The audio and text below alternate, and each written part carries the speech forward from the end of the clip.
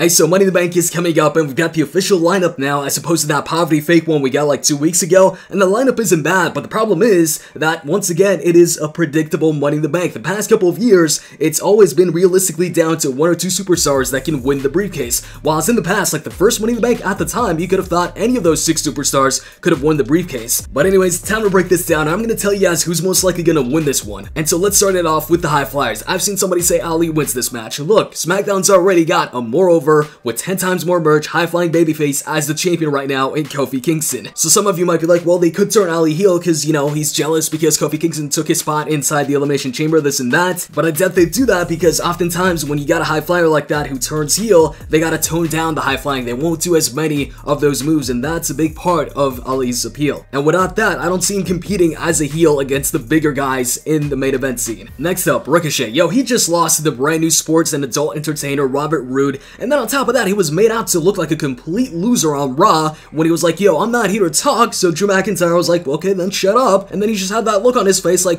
what do I say next? He's not winning this. And then when it comes to Finn, he's most likely in here just to keep the feud going with Andrade and probably to hit the coup de grace from the top of the ladder. Bottom line, when it comes to these 3 high flyers in the match, they're in here to fly around and get thrown around. And then when it comes to the 3 guys in the match who've already won the briefcases before, I'm gonna start with Randy here. Remember what I said about the high flyers being there to fly around? Well, Randy's there to catch them on their way down with an RKO. Baron Corbin, I really think the reason why he's there is to make us sweat whenever he gets close to the briefcase in fear that he actually wins this thing for the second time. Hopefully not. I don't think he will, but he's in there for that suspense factor whenever he grabs that ladder that, oh, please, no, and then when somebody takes him down, you're like, oh, thank God. Braun Strowman, remember what I said about the high flyers getting thrown around? He'll be doing the throwing. Then that leaves us with the 2 most likely to win this match, Drew McIntyre and Andrade. Unfortunately for Andrade, though, Drew McIntyre is taller, more jacked, more protected, kind of looks like Roman, and also is more fluid in English. So he's got it all. He might not be the most over, but yo, Del Rio won this match before. And on top of all that, if you check out past interviews, seems like Vince McMahon sometimes confuses superstars. There's a good chance he thinks Roman Reigns is pulling double duty at Money in the Bank, facing both Elias and participating in the Money in the Bank, so that pads Drew McIntyre's chances even more. Also, they even gave him a nickname that Michael Cole can yell out now instead of the big dog moments before he's in complete ecstasy. So bottom line, what I'm trying to say here is all signs point to Drew McIntyre winning this match, but that's my prediction. In the comment section, let me know who you think is going to win and why, and with that said, I'm out. See ya.